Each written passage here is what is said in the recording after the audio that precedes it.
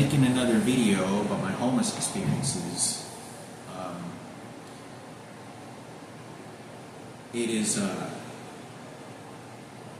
It's very hard to go through life alone when none of my friends and stuff, like, they're just not really willing to hear my story. They just know that most of my friends I don't think want to communicate with me just because they think I'm just some homeless bum, worthless.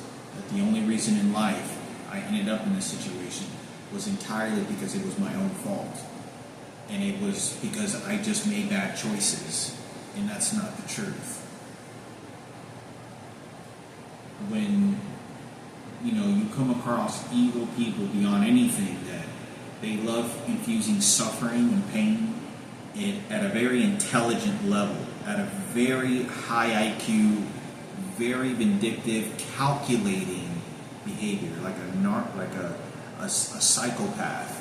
Someone that is mentally very calculating on how they want to mint very dark things in your mind, your atmosphere, and enjoy the pus maggots of suffering they want to place in your sight, environment, emotion. And they thrive if you're in pain because of that. And I've come across so many different people like that the videos become so difficult to even make while I'm homeless.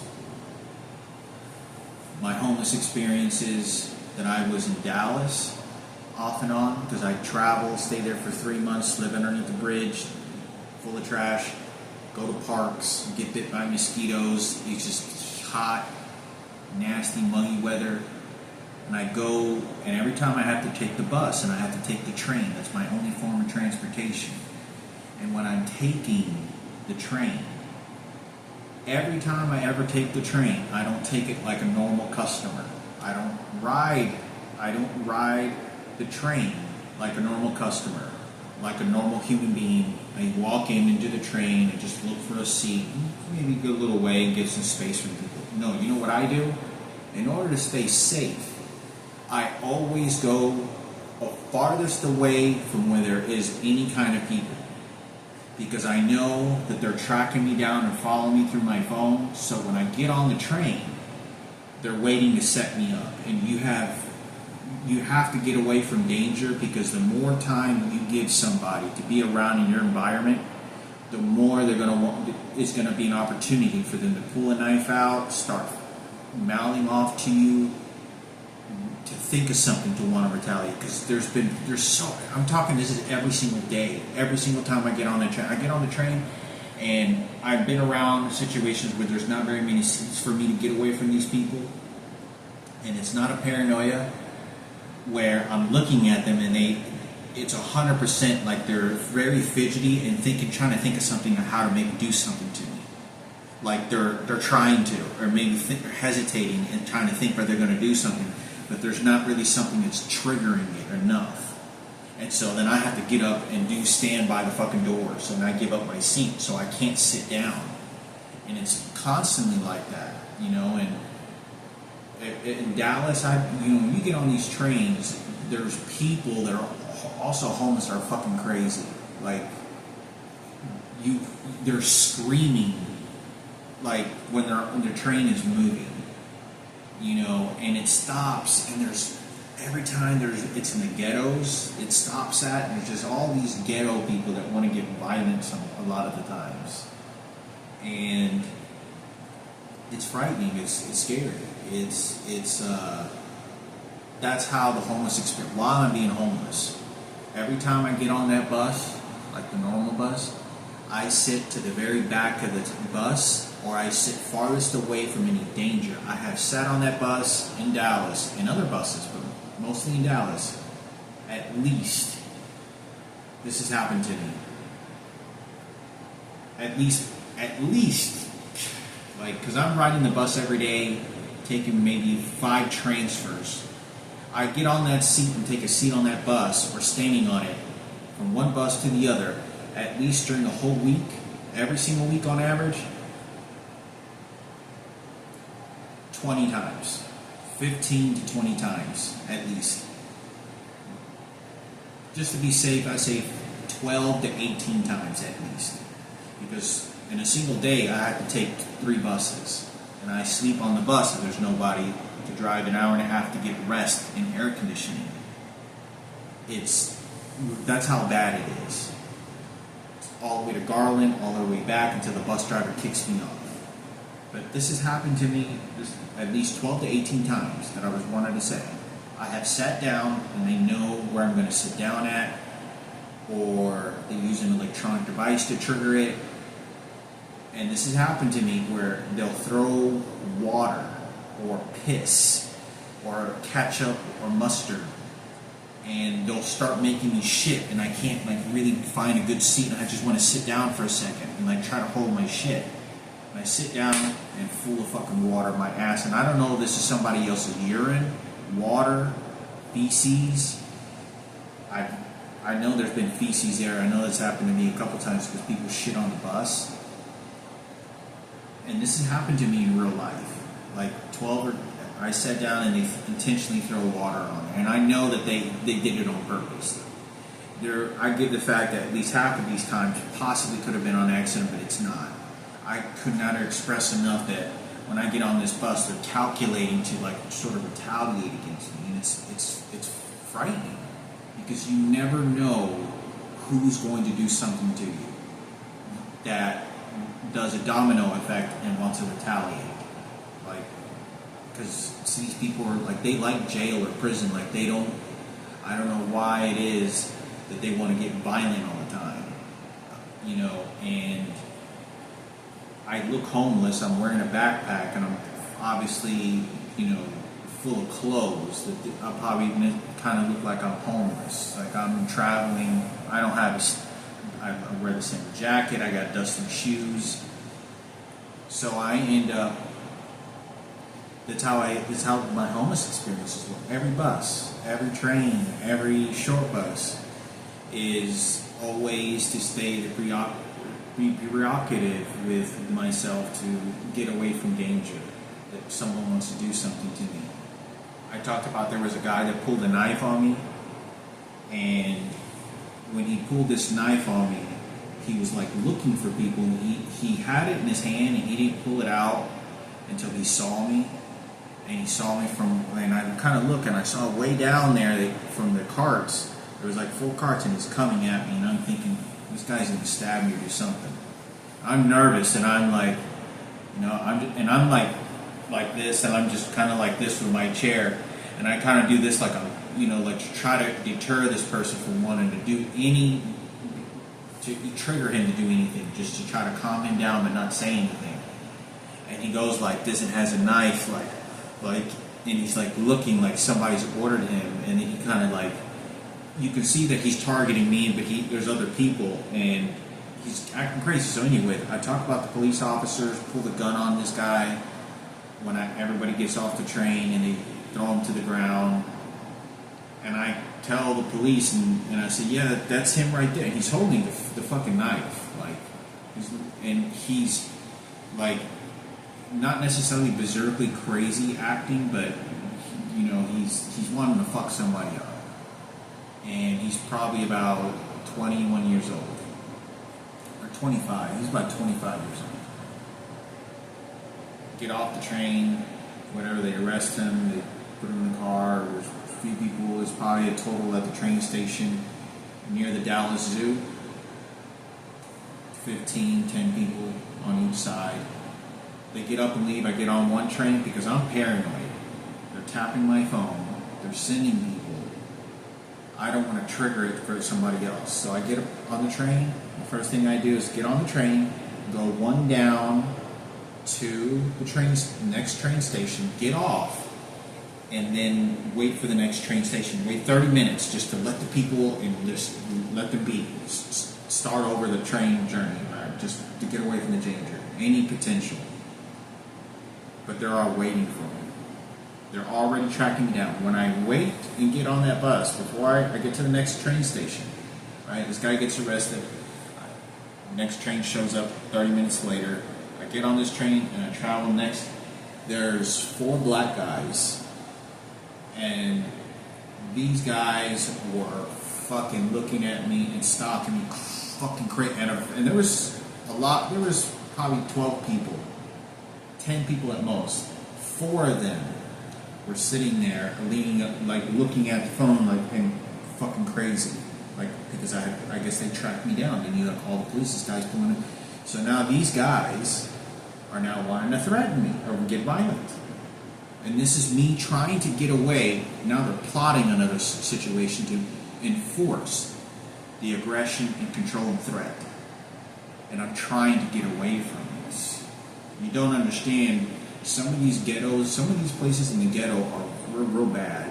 Dallas has gotten more violent than it turned really bad. My mother talked about this. Dallas has gotten really bad, and I've talked to other friends that told me about this, that Dallas is more ghetto, more violence has happened there. Like, you can't really take the trains and buses anymore safely like you could 15, 20 years ago. It's not the same. We have more dangerous and more violent people wanting to get on the bus and train. And so I get off and this is my journey every single day. At 7 o'clock I'm taking the bus, there's full of people going to work, some people, and I can't really figure out why there isn't very many heterosexual females taking the bus or trains. Most of the people are not white when they take the trains. Most of them. Most of them are Mexican, most of them are black. I'd say about 60% are black and 40% are and then like Mexican, 20% Asian, but you get like a 10% sort of white people, sort of sophisticated looking. Until they kind of group up with their own, you'll have a white girl that's blonde hair only on the train, and they know that everyone's. So it becomes difficult because it's bad, and I have to live like that when I'm homeless. So I don't ever have time to feel comfortable to fill out an application. I go to a movie theater to be left alone, and they're always following me on my GPS because they have my phone hacked into, and they'll dispatch my GPS location to a lot of people. And the people that I've never met, some of these people are 45, 50 years old, late 30s. They enjoy the fact that they have control over me, and they behave as they have control over me because they're having the people do this to me. And it's a thrive to sit next to someone that sits a couple chairs from me, and I know they're reading a magazine, and they intentionally sort of giggle and laugh, pick up the phone and sort of just press buttons, or they'll pick up a fake phone call or tell somebody to call them, and then they'll say, "Yeah, your phone's tapped, they're tracking you down. Ah, ha ha ha ha! You think you can stop us?" Yeah, that's what he said when he's playing video games. And they'll say crazy shit like this when I'm at the movie theater, sitting on a sofa by myself in a corner, to try to get away from anything, from anyone. And it's constantly like that when you have so many people. You try to get a box of popcorn. I don't want any money, spending money. I'm using it to find a quiet place or to get away from the danger, or somewhere where it's a little bit more safer to focus on something positive. It becomes difficult. When they serve me the popcorn, very disgusting. Like the way that their facial reactions, like they know I'm the enemy. I'm not, like, you don't understand. I can't control that I'm being blasted from all this and profiled and sent to all these homosexuals, and strictly homosexuals and transgenders, that I can't do anything about that. They don't care about anything. They have a gay community grouping list, and they dispatch every homosexual and transgender my photo and say, "This is the enemy. He's talking about our faggots. He wants to shut down the gay community. He met Michael Jackson. He's the enemy." And they send a quick dark profile, and they dispatch all these people because some of these people, they act so vengeful toward me. I have never met them. I have never seen them before. They're the people at the register. And you got to keep in mind, out of all the information that's being shared, every 25 people I come in contact with, this is in Dallas and many other places, this is during my early 30s,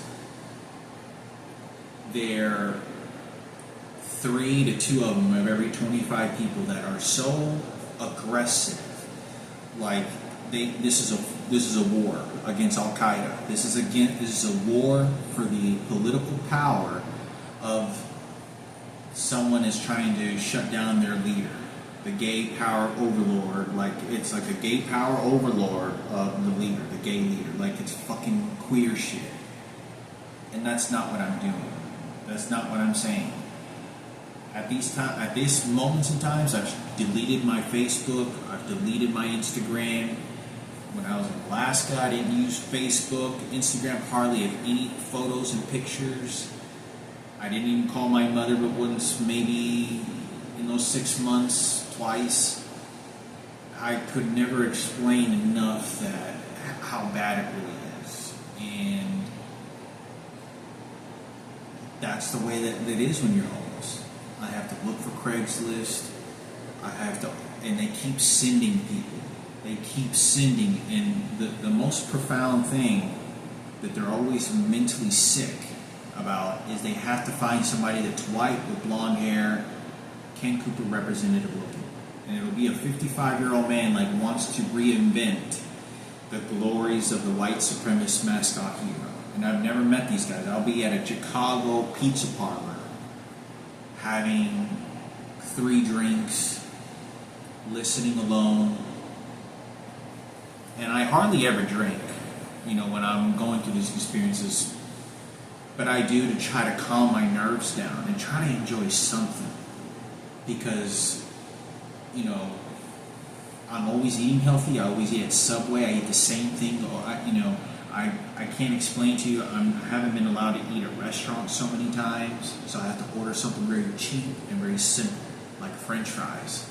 Because it doesn't allow them to prepare a heavy meal where they'll spit, they'll mess up the food, and it'll cost me a lot of money, and I can't eat it in comfort. So I have to, and it takes a lot of time consuming. Because the more effort that I give them an opportunity, the harder it's going to be on me. I have to get up in the morning, look for a job. I have to try to take care of myself, not get depressed.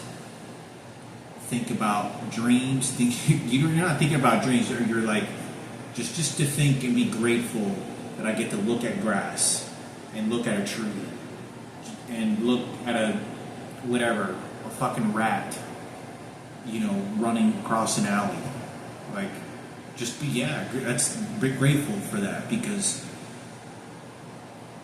I know that they're watching me. There's people walking, taking pictures, and then I know that they're dispatching, and I'm always polite. Like, I always let anybody go in front of me at the movie theater, ticket booth, bus stops.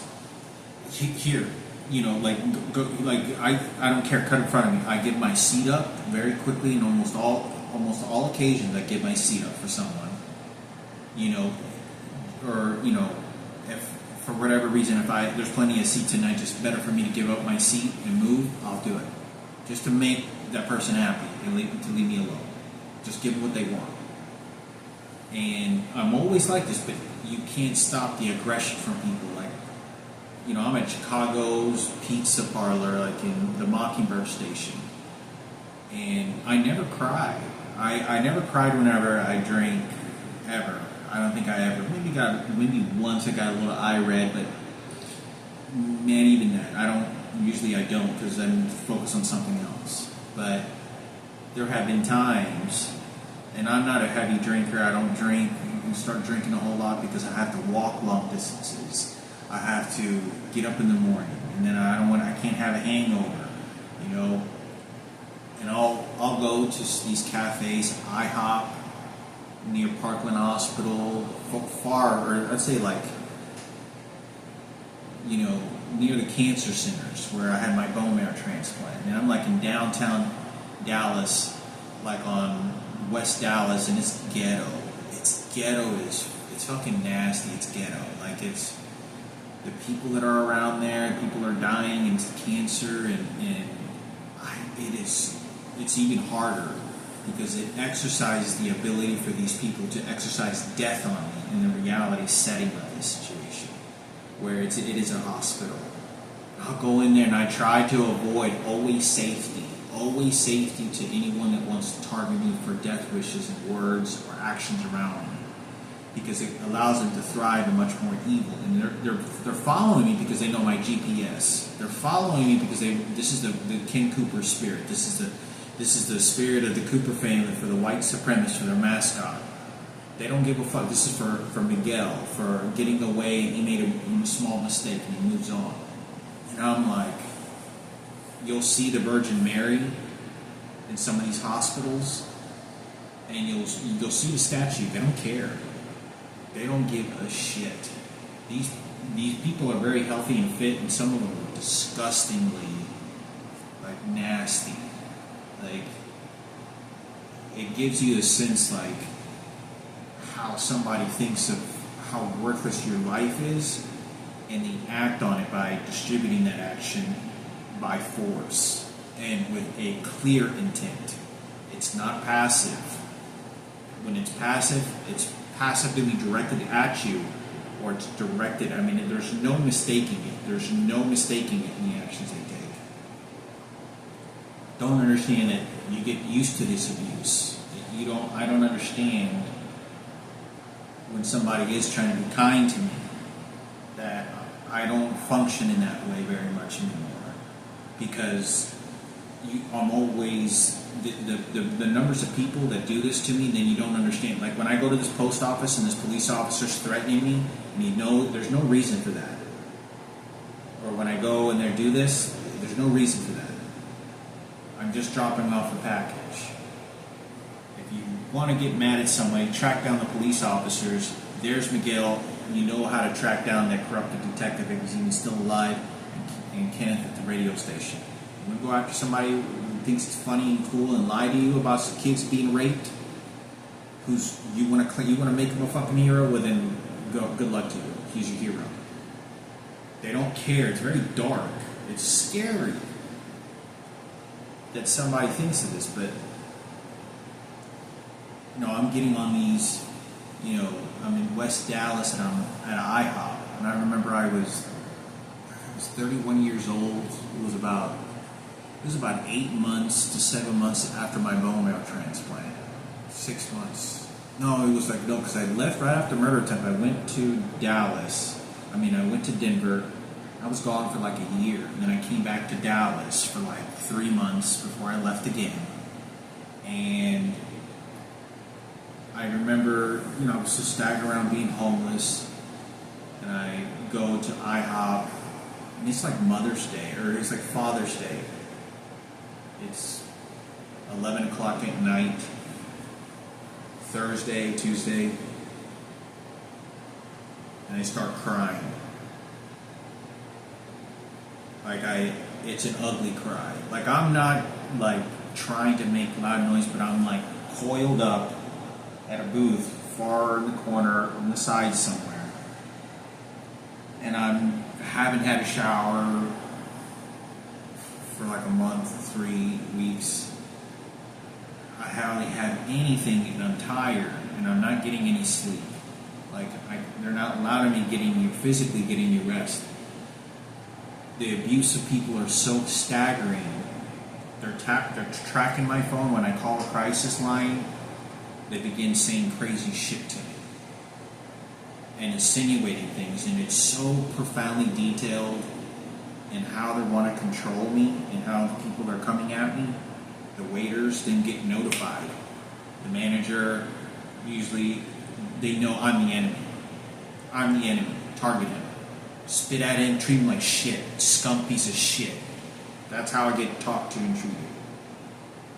And you don't understand. I look at every one of these people like I'm begging for them to treat me like a human being. Like, just be nice to me and bring me like a meal like you would anyone else. And I always have to leave a tip because I get scared that if I don't give them my money and give them a decent, some kind of tip,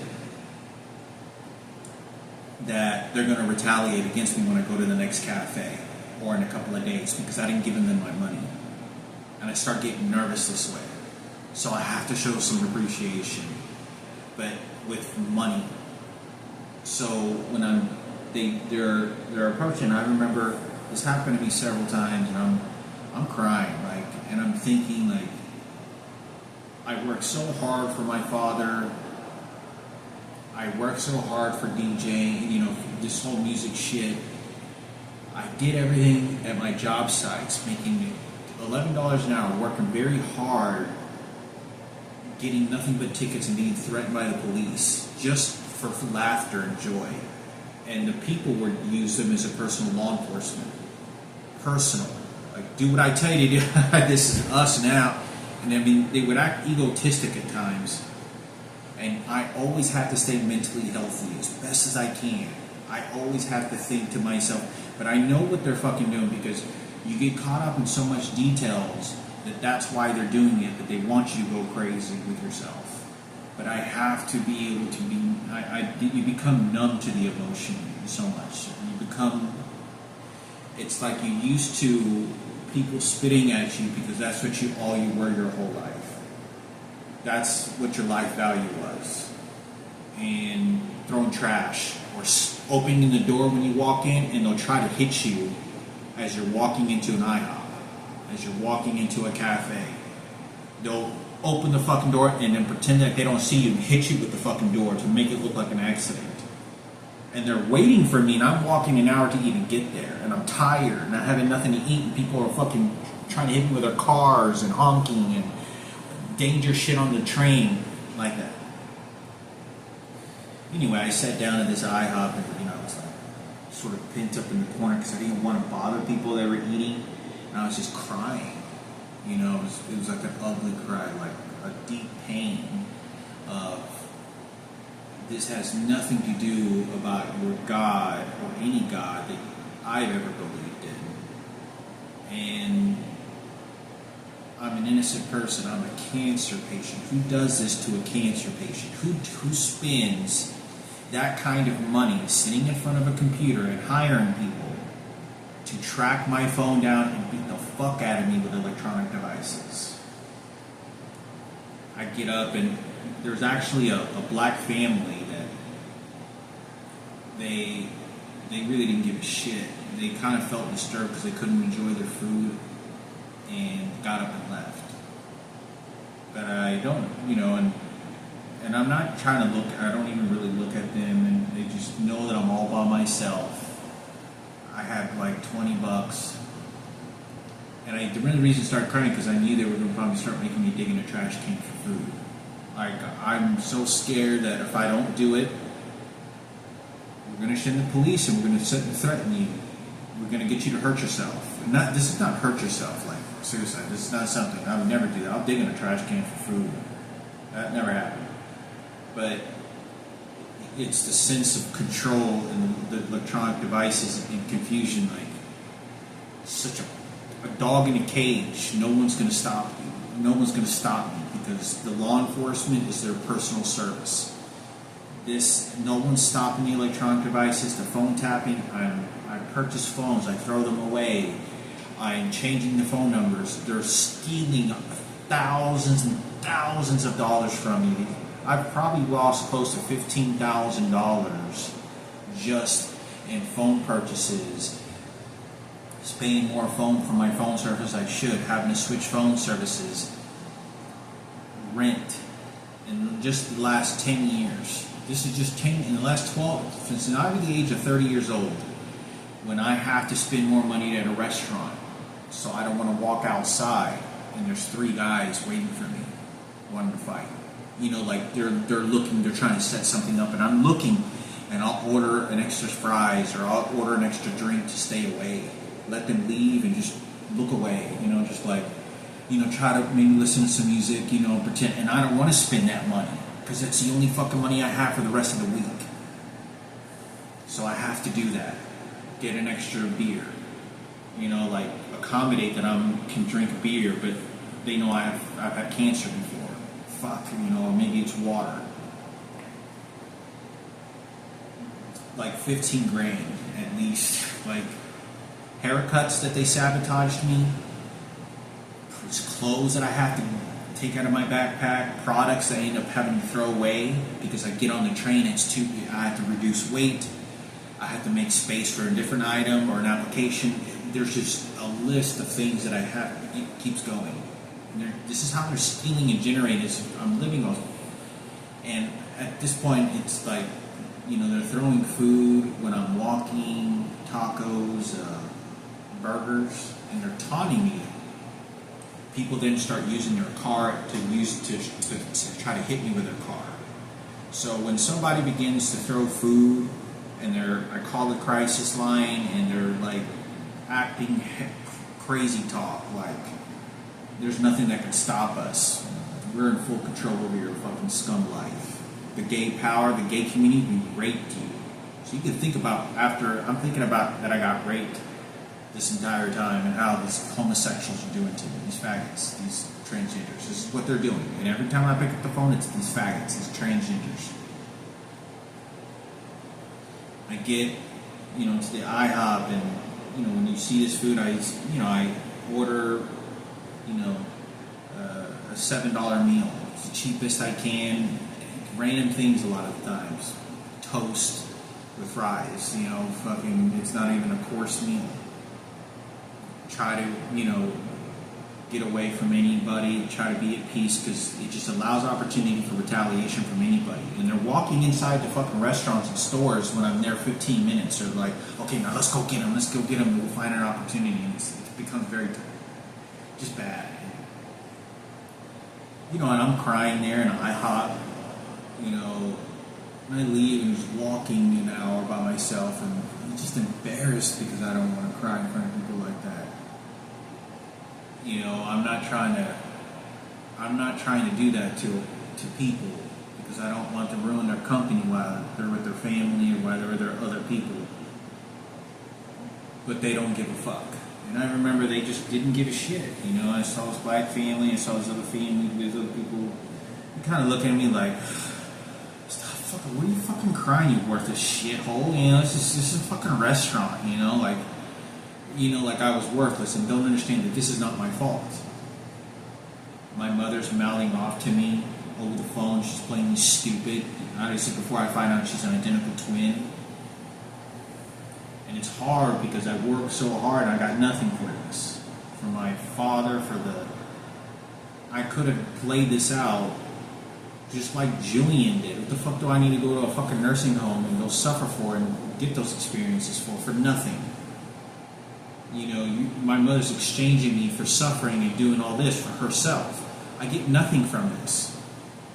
Nobody showed up into the picture to show justice, and then I didn't even get. It was over with, and nobody gives a fuck. Everyone has problems, and it's hard to lose your life and see that suffering, and knowing that this is how they stole my dad's money, and this is what they did to my dead dad.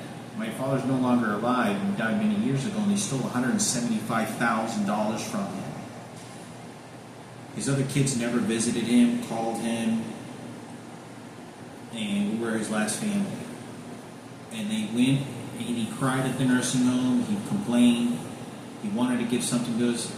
They just came and they stole everything. My father did not want to give 100% of his money to my mother, and that's what happened.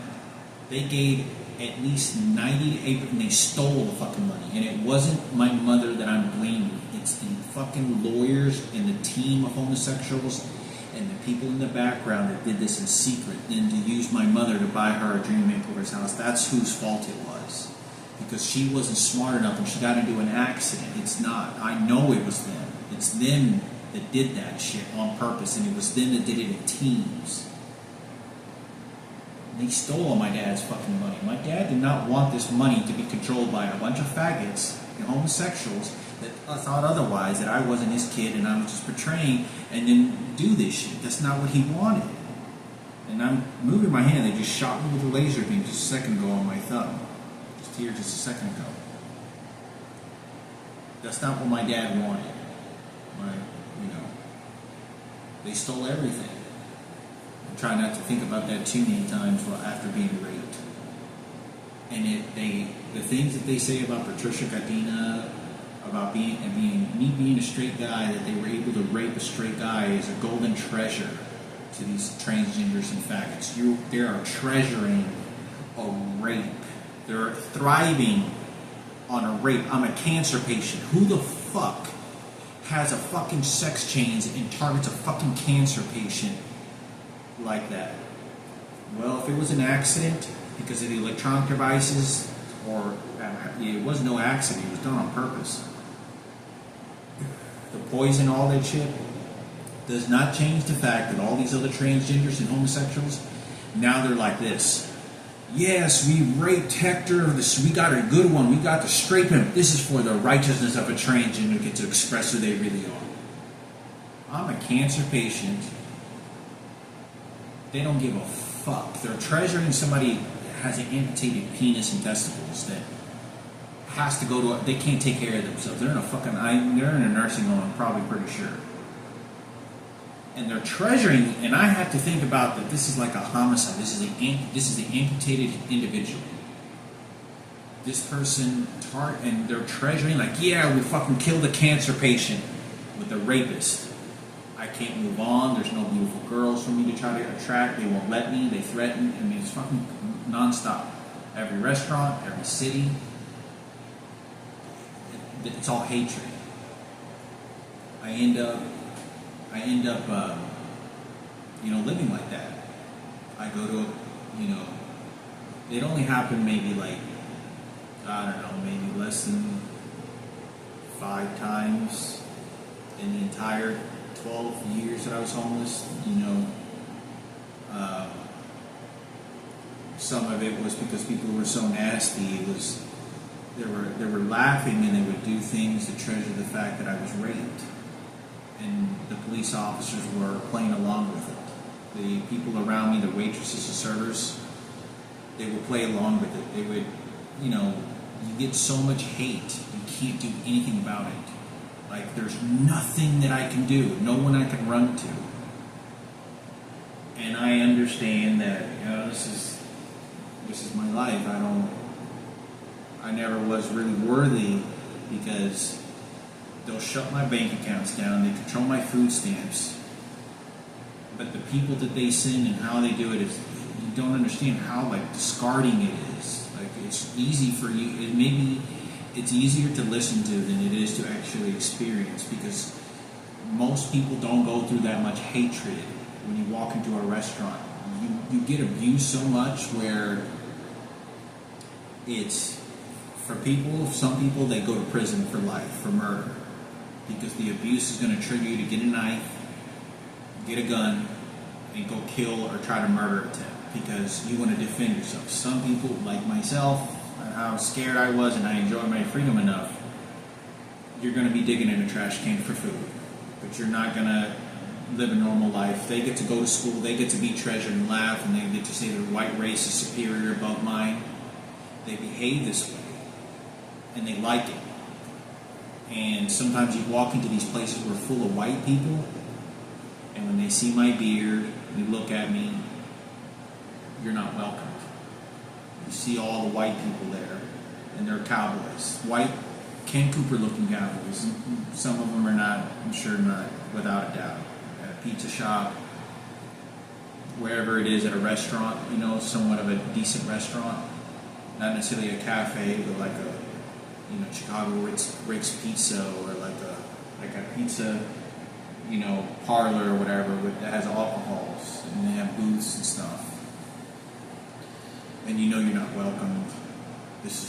I know immediately when this is about the supremacy for the white power, but this is fighting for the American flag, because we have an intruder, an Al-Qaeda member that is influencing a race that has bombed and exploded American territory and going after World Trade Center. And we have to show this scum piece of shit what American white flag is.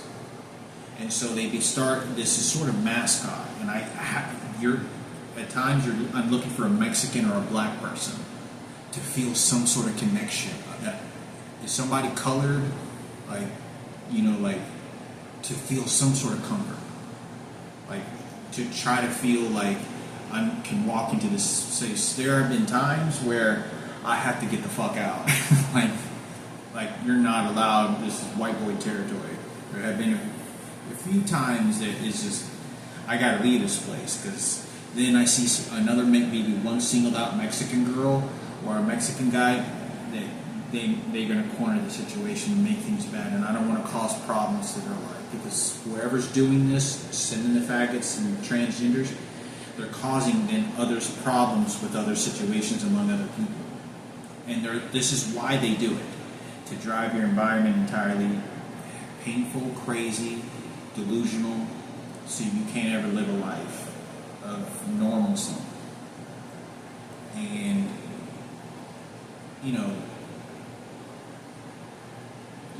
there are very few. There were times when I was crying underneath the living underneath bridges, and this is months and years. Over by the Trinity Mill Station, Seattle, Washington, and I don't ever really have time to cry because it's too cold, or it's just you become numb to it a little bit, where you just understand this is really your life. And there's been just a few numbers of times, not just a few, but separate from the restaurants. And I'm crying underneath the bridge and thinking that my life is, this is the worthless existence, but I find value in it. That, I'm sleeping next to these rats, literally, in rat feces, underneath a bridge full of trash. And people piss and shit in those environments as well, all the time.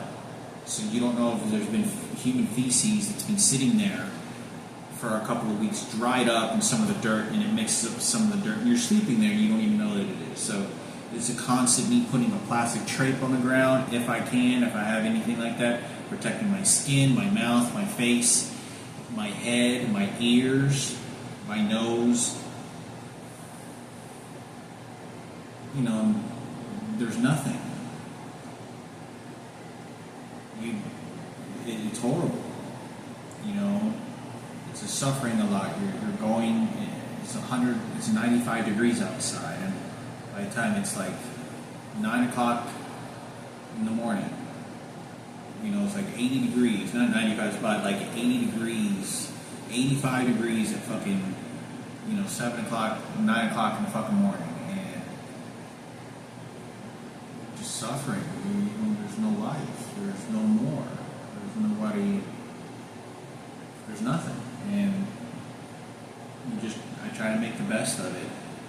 And it's hard because every time that I was ever homeless, sleeping in alleys in Seattle, Washington, sleeping at the corners of the parlor near the reefs, the water gets real cold, and I have to sleep there because the big old ship shows up that transfer people from the island or from the other island ports or whatever for work,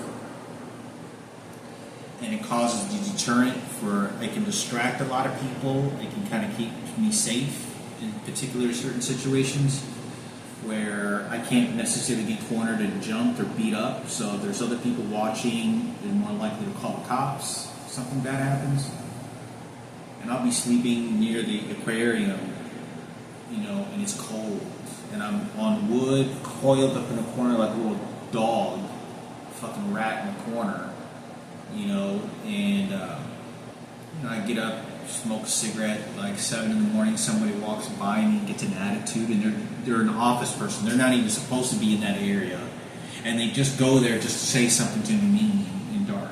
That's all they're there for, and they're literally like in business suit, like office clothing, and they show up to a fucking shore away from anything, taxis and buses, just to say something to me and then walk away, because that's how they got high off of putting me down. And I get, it's constant, sleeping on the concrete, you're watching people. I'm walking in Seattle, Washington, and I'm looking at people in some of these lavish restaurants, and they know who I am because they just start pointing the finger, or they'll move their eyes and I'm walking by and they're eating their champagnes and their lavish food, and they're participating and along with the people that are doing this, controlling my finances and laser beams and frequencies and the disgusting behavior, all contributing to it. But I think to myself, to try to sort of be dreaming like, to think that, well, I wish I would have had a beautiful, blue-eyed, redhead girl to take, into this restaurant and eat a great dinner instead of being forced to have sex with a black person or sold for sex or trained to be attracted to that. Because that's what so much of this racism this also was too. I wish it just, I could move on from my life. My life was I'm a handsome looking guy. I show you my pictures. Why did I have to lose my life like this to such hateful, disgusting monsters? That I could take care of myself better than what these people were doing to me. This was intentionally to put me down. I'm not going to let you have a job. I'm going to make it very difficult for you to get food stamps. I'm not going to let you get disability. I applied for disability several times. For 5 years, they would not allow me to get it. For 7 years, I was applying from the age of 28 years old after I got raped. They would not allow me getting disability. They would not allow me. They didn't have enough credit. They claimed, I don't know what this credit account is. And it was just horrible. It's to express, because no one, you want to hear sad stories about people and you hear them and they never end. That is an internal conversation. But it's hard to describe really the state of mind you go into, because the creativity, the comfort that you think you have as a person, and like when you're in your car, you get to have your Starbucks coffee and your keys, or you play your music, and you go talk to your coworkers, or maybe there's a little coworker drama. You go home, you think about your boyfriend or girlfriend or your bills. I'm mentally so stressed that nothing is normal. Nothing is going to come close to that. You understand that your life is not valued by these people, and that you have to have an existence of a higher power, whatever that may be, that your life has a reason, and don't allow people to tell you what that reason is. And that all the harm that they're doing to you, God is watching. A higher power is watching, whether you want to believe in Buddha or whatever it is, whatever version of Jesus you want to believe in or whatever, but is to know that you don't have to react in any bad way, that your best is to just stay in a delighted situation, and the horrible things that they're doing, God is somehow watching, and there's some of that, at least some of it, because you watch so many bad things. The thing is that when you experience so many bad things and you start watching other people suffer, like you're watching people laying on the ground too, and you can't help them because you have to walk by them and you don't know if they're dying, and you see somebody maybe picking their pockets and they're laying on the ground, and there's nothing that I can do. I don't even want to call the police when I'm seeing a white guy picking this guy's pockets and he's laying on the ground and it kind of looks like he's sort of drunk or something. And I can't do anything. I can't call, I call the cops and they're tapping my phone and they're going to beat my ass. Or I go over near this guy and see this leaning over this black guy or whatever, tall, old guy. They're going to beat, this guy's going to try to fight me. And the police, remember the police. So it's just, you have to stay away. You only can help whenever you can, if very little, if there is ever a chance. Because it's so engaging. I'm trying to survive for myself. And, but you see people, you notice a lot of people that are suffering as well, and you know that they don't have the ability to necessarily put as much as application as I do not even half, not even a quarter, that they really don't know really much, or they're mentally, there's nothing you can do for them. It has to be someone, a deep family member that can like sit them down and give them a home and really nurture them. Like get an application, get them a job, and get into a routine like a baby, like a kid. And you start to think, why is all these people suffering just like me? I'm no different. I'm the youngest person every time I play. I would say I was probably the most good-looking, more handsome guy than any of these people. But I take care of my hygiene as best as I can, not just to try to survive and maintain, but try to have some kind of dignity of something, Not touch germs, not try to get other people sick, make sure I wash my hands when I get the chance. There's an effort for me to care, but it's very minimized because I need to be in safe environments. And you start to realize the abuse it's something that you never feel like that abuse again, because you never felt that bombardment at that magnitude by that number of people that are participating in it. It's like a Nazi concentration camp. You have all these Germans and Nazis that are going after the Jews, and they don't care about what your story is. There's just so much, and they're all dispatching these people to say, hate this person, fuck, spit at him, throw trash, he's a horrible person, he's talking about our gay kid, we can rape what we want, it's a forgiveness Jesus story, it's what we want. And they're just in this chaos, like they have their own opinion of crazy shit. And you start to sort of think these cops, many of them are just crazy as these fucking people. They don't care about human life or nothing. It is unrelentless to some of the things, disgusting things I've seen some of these police officers do, and some of these, along with this contribution of this dog shit that they do. But it's hard to describe because you think that you have maybe somebody ruin your day and it's one person. You think it's two people. You think your mother or your father did, or maybe two of your brothers, a boyfriend and their family. No, try 35 people at least a week doing this to you in a single week. And very directed, vengeful, at least that number. And they don't know who the fuck you are. And you've never experienced anything like this before. Like, because it's so correlated in the behavior. It's so correlated in the behavior that I don't understand. Is there that many evil, hatred people in this world? Is the world that disgusting? Yeah, it is. There's a lot more evil. You start to think that a lot of the evil that you think you can see, you can't see. And you know that there's things that's happening in the background. I'm not talking about ghostly things necessarily. I'm talking about the bad stuff in the CEOs and the buildings and shit, and the investments of money in companies. And these people are doing this. You can only imagine what some of these people are fucking doing. And there's no remorse. It's hard because I remember being in Seattle, Washington. It was St. Patrick's Day. It was a parade of people. I think it was after a football game or basketball game. There's a lot of people walking. I'm homeless in downtown. And I see a Mexican and a blonde girl together. And the girl's hot. And he's a pretty handsome looking guy. And there's a handsome looking couple.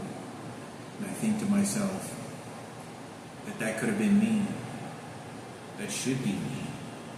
You think about horrible shit like that, and so you try not to get caught up in those type of dream states and dreams. You don't get to really think of that anymore because it becomes too depressing for you to function on. You have to understand that your life existence now is different, and there's nothing that you can do about it. That the fact is that your existence and your mortality is real and harder on you, because also I went through a transplant, and I went through the whole chemo and I'm dying, and 3 to 4 more times likely to get cancer. You know, I'm getting sick at times where I'm throwing up on the side of a fucking road because I fucking had 110 degree. I should probably be in a hospital. I try to withstand pain, but I had like 106 degree temperature, and I think I probably should be in a hospital. But I tried everything, maintained not to go to a doctor's office. Said I'll be okay. I'll be okay. I just got to drink some water. I got to rest. I just got to rest and drink some water and just chill for a couple of days in a corner in a park, or you know, in the parking lot, or inside of a building for a couple of days, and just go down the street to get a hot dog or a hamburger or a slice of pizza that's been sitting at 7-Eleven counter for at least 3 fucking days, and hopefully you won't get fungus on there. And you know, then it's pretty big misery because they had extracted all heterosexual women from me entirely. That they had dispatched my profile and just riots. It was like riots at times. I remember people walking. There's all these homosexuals and gay pride movement, and you know, I'm fucking nervous as fuck because I'm walking one direction and they're walking the other, and I can't really escape it. You know, right? Like I didn't even know that it was happening, and I thought, fuck, there's all these fucking people, shit, you know, and you know, there's some space between people, you know, it's not entirely just jam-packed, but you know, there's a lot of people, pretty busy on a busy traffic day in like Dallas. I'm walking, and you see the LBG gay community members in riots, like a team members, like and they'll say crazy shit, like when you're walking by. Yeah, how did you like that? And they'll say, just shout, just enough for me to hear it, and ruin my day. I mean, they look at me. I look like I've been sleeping next to a trash can. I look like I've been sleeping in an alley. That's what I look like. I look like I haven't had a haircut. You know, I look sad. And I'm just like maintaining this existence as much as I can in hopes that something will be better. I may have to wait a year or two, but I just know that I've had cancer before, and you dwell in that. It's hard to describe because you felt that your life was about to end, and you see all these commercials on TV. You hear all these stories in books. You hear these stories of celebrities talk about, oh, I had cancer, or all over the internet, and you see people on Facebook, my grandma's going through cancer. Fucking the bitch is old, you know, like, you know, she's fucking, I'm not saying, I understand I have cancer too, but, you know, she's 65 years old. I'm 23 years old. I'm a prior cancer patient, and they're doing this to me.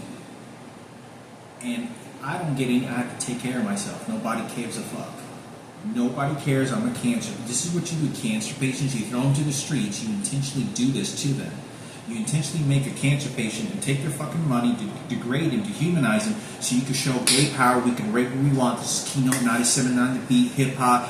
You know, this all Hector just stupid and crazy, doesn't understand. Ken Cooper, the hero, and Sarah Cooper. Let's just all feel sorry now. Let's feel sorry credit over there. Like, I get none of this love and care. None of this shit is about. None of this is, and it's very overwhelming that, you know, I'm a cancer patient and this is what they do.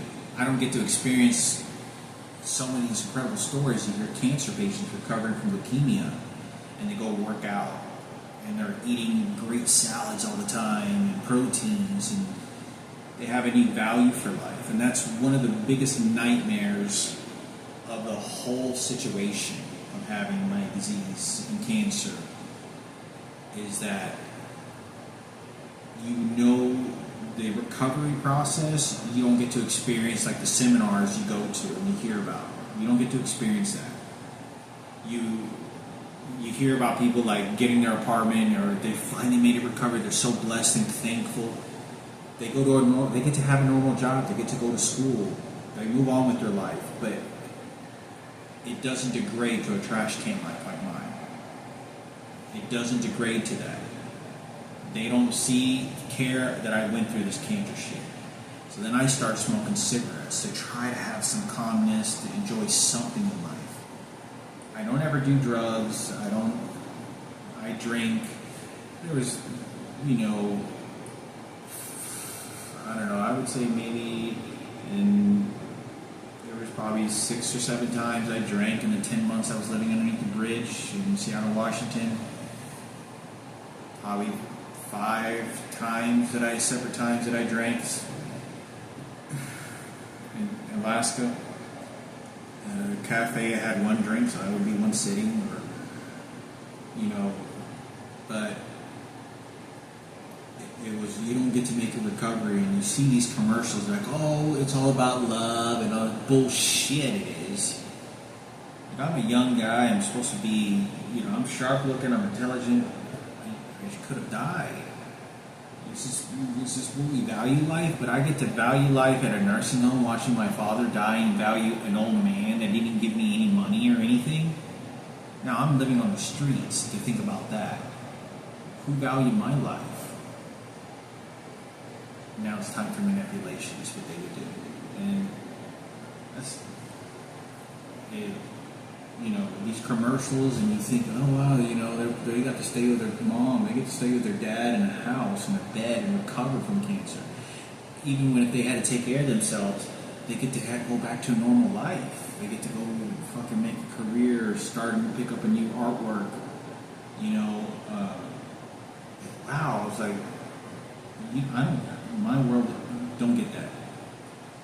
I'm being put down with that intent, and I have to continue fighting up. When you go to Seattle, Washington, there's a lot of hills. There's a lot of hills that do this. And you're constantly having to work harder to walk up these hills. And they're very vertical. They're like 120-degree angles, like this. And I'm not kidding. It's the highest, steepest hills of any city in the United States I've ever been to. Seattle, Washington is built on nothing but hills that do this. And you're constantly having to work harder with a backpack and walk like that. You know, and I'm like, you know, I can't enjoy life. They're making me shit maybe my pants every day. The intensity is, you know, because you watch other people suffering, and the people that are doing this to me, then look at the person that can't take care of themselves even worse and older than me, to then feel sorry for them. That, well, that guy's suffering, fuck Hector, I feel good now. It feels good. You see the exchange? It feels good. You know, I know how it is. And so they go into this spirit mode, like back to the computer at a desk when I walk by in an office or whatever it is. And so that then retains the situation from someone being kind or any of those situations. But the life that I ever knew mentally is long gone. You know, when I used to have my apartment, get my car, go get a burger, get to watch a movie, nobody's shooting me with electronic devices, you know, get to, you know, think of some artwork with my music turntables about some girl. I had my number one is I had my whole future ahead of me, and I'm young. Like, I'm sort of free to the world. It kind of feels like when you first get your driver's license and you're like 16 years old and you feel like you can go anywhere in the world. Like, you just get a car and just go anywhere you want. It's like that. It's like you never knew you could do that. Like, you figure out that, wow, the world is a big place. You can go anywhere now. You're not really confined to this place anymore, to this city, this house, or anything. You can go anywhere. Like, the human being life in the world that we live in is an entire planet. And it sucks. You know, there's so much staggering things. You know, you trip, injured your foot, fall maybe slightly to the ground, or cut your hand or something like that because you grabbed something in an edge that was sharp and you didn't mean to. Trying to move away from somebody or slip from for something. There's just endless things.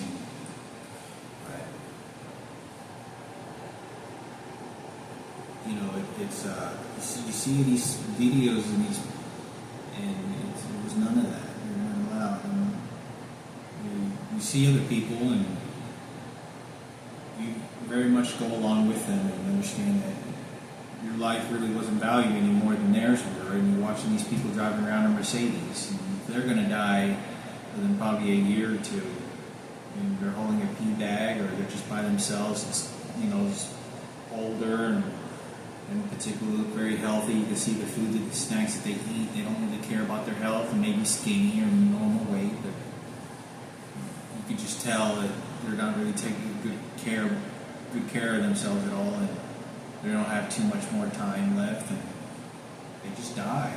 And I'm no different from that. I'm absolutely no different from any of them.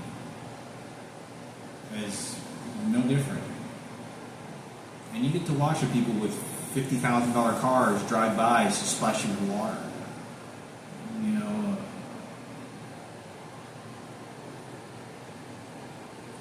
Very tough, very hard. Because you can't ever. You think that your cancer life is supposed to recover, and you just try to make the most of it. And this is not even a fraction of what I planned for my life. Not even a fraction of this. Never planned to be living out of a backpack ever in my 20s.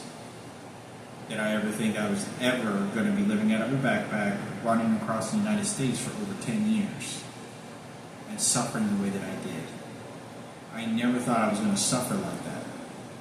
I never thought I was going to be sleeping next to a trash can, genuinely considering that maybe there's some food, maybe I have to eat it out of here because of what's happening, and the confinement, and just terror. The fear begins to overload before you start to settle down, and then the fear never really gets to that magnitude again, necessarily, in that particular fashion. And it's I never thought it, because it was so intentful to do that. I see these recent young pictures of myself, and it does give me a little emotion of such a handsome young man, and they just threw me like trash. So many beautiful girls. I can get some of the most finest looking tale of females and hopes. I was just thrown into trash for their benefit and their cause and their purpose. I don't get to live my own life at all. It was just thrown away. And they're throwing it in your face. You got raped. And for what they don't tell you is what you get to think about on yourself. Right.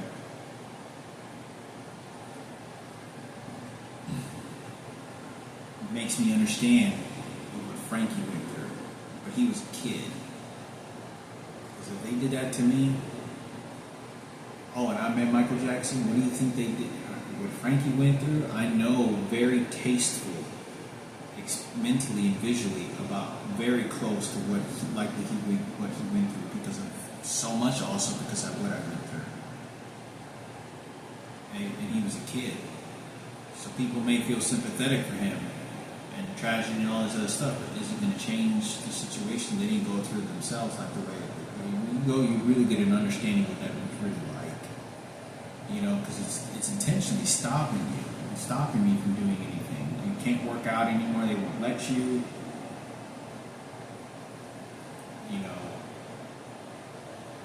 You watch people, Arabian people from Iraq in different countries at a 7-Eleven and other restaurants have a better life than me. And I'm like, I'm taking care of a World War II veteran. He's not even my biological father, and they steal all this other shit.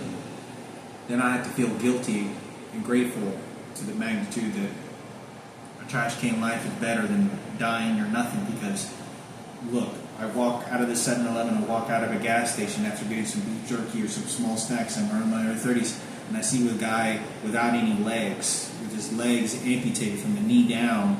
He's some black, skinny old man with a sign that says, "I'm hungry, can you please help me?" and I'm already sleeping in the streets. I just now got a hotel to sleep at a couple of nights at a hotel. Now I get to think about that. Like, you know, you still see the Mercedes, and you still see the Lexuses driving by, don't give a shit. You know, and you think this is going to last for months, and yes, it doesn't. I lost my age and youth like what they did, but I gotta make another video. I'll talk about some other things. Hopefully this kind of gives you an idea of some of what this experiences were. One thing is, I'd like to add to this, is as bad as the situation was, I never did everything not to make it someone else's that was homeless is bad for them. Something I never did, because I knew your life. I'm even not going to tell you. I'm not going to randomly go at you like these random people did. Hey, I wasn't going to make your life, because you got too much to live, life left to live, and neither do I. And I could develop cancer in 3-4 years living underneath this fucking bridge for the next years. But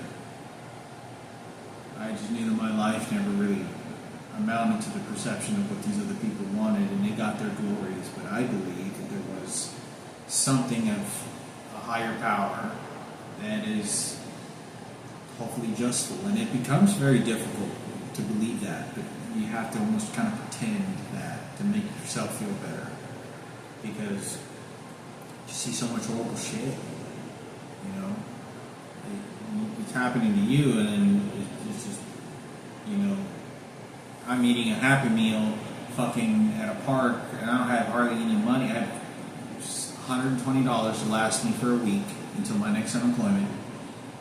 And then they sort of train me to then feel guilty because I didn't give $5 to another homeless person. And when I had done that before, when I hardly have any money, I maybe give somebody $5. That then becomes, look, oh, you see, you didn't believe in God and Jesus. You see, look what you did. I gave $500,000 to a hospital transplant. I didn't sue the company. I'm being sterile from the age of 24 years old. I threw my sperm away because they were trying to sell me for sex, and they were trying to sell my sperm. I didn't want the president and these homosexuals to get any more control over me. I had this blonde girl that was literally crying in front of me when I threw my sperm away, and I remember that. And I kind of got choked up a little bit too, but I felt like I had no fucking choice.